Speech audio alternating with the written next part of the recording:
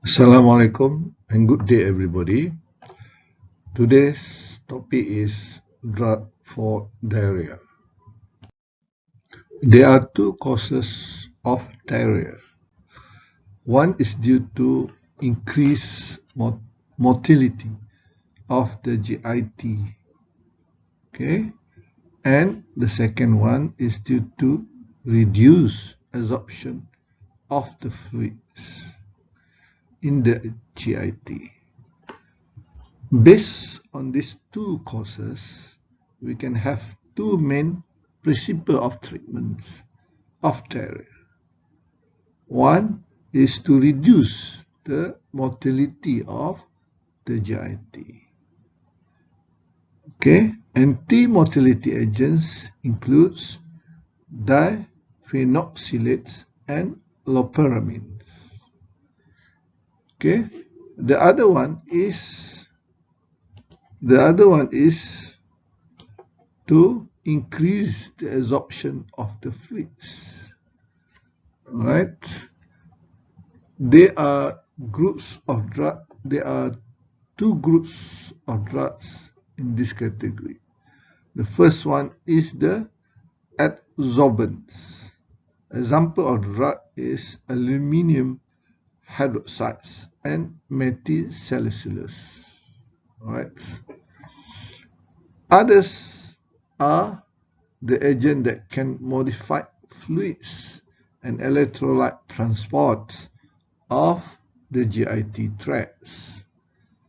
Bismuth subsalicylate is example of the drug in this group. I want to emphasize this.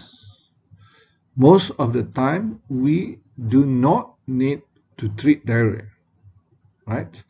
Diarrhea may be part of the symptom of a disease. Okay, so we need to find the correct diagnosis and treat the condition accordingly. All right. Diarrhea can cause dehydration. If this happens, we need to treat the diarrhea and we also need to treat the dehydration. There are several indications to treat diarrhea. One is if the diarrhea disturbs the patient's daily life. We might treat the diarrhea. Either it is mild or moderate. We also need to treat chronic diarrhea caused by irritable bowel syndrome or inflammatory bowel disease. Okay, for the contraindications, if the patient presents with bloody diarrhea, high fever, or any systemic toxicity, sign and symptom, in these conditions, the most important things we need to do is to find the causes of this bloody diarrhea. Now we go to anti-motility agents. These two drugs are widely used to control diarrhea, loperamide and diphenoxylates. Both are analogs of miferidines and have opioid-like actions on the gut. All right. These drugs act on the receptor in the enteric nervous systems, right? Or we call it myenteric plexus. If we decrease the activity of this plexus, which decrease the tone of the circular and longitudinal muscles of the intestinal wall. Okay, this we decrease the peristalsis and constrict the sphincter. It also increases the time material stays in the intestines, allowing more water to be absorbed from the fecal matter. Okay, adverse effects include drowsiness, abdominal cramps, and dizziness.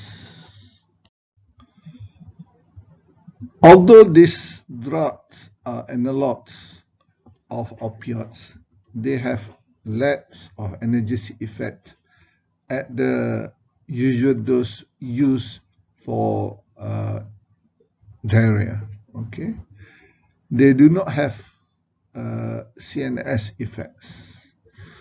However, prolonged use of this drug can lead to opioid dependence. Therefore, sometimes the phenoxylates in the commercial preparation commonly contain small amount of atropine, so that the patient will get side effect, and the patient won't take this for prolonged use. Absorbance agents such as aluminum hydroxide and methylcellulose uh, are also used to control diarrhea, but they are less effective compared to the anti-motility drugs. Okay, uh, presumably the mechanism of action is to absorb intestinal toxin or microorganism by coating or protecting the intestinal mucosa. Okay, this drug also may interfere with the absorptions of other drug because it coating the intestinal mucosa. Bismuth subsalicylate used for prevention and treatment of traveler's diarrhea. Right?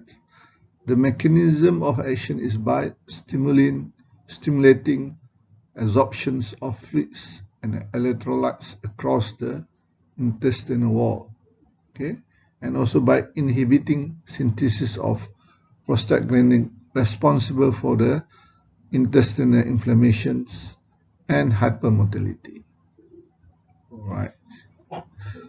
The adverse effect is they can present with dark colors too. Right. Very important to note here is you should not give bismuth subsalicylate to children 12 years of age or younger. Okay. Bismuth subsalicylate also used as antacids and mild antibiotics.